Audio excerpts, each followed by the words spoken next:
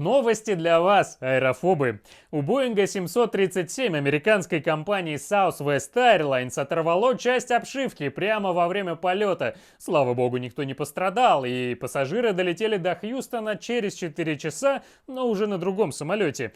Как вы, наверное, заметили, у Боинга последнее время много проблем. Сначала компания провалила 33 из 89 проверок безопасности, а затем выяснилось, что партнер-производитель использует мыло вместо смазки и проверяет уплотнение дверей при помощи гостиничной ключ-карты. Ну а историю про оторвавшуюся во время полета дверь Боинга 737 MAX, я думаю, вы все слышали.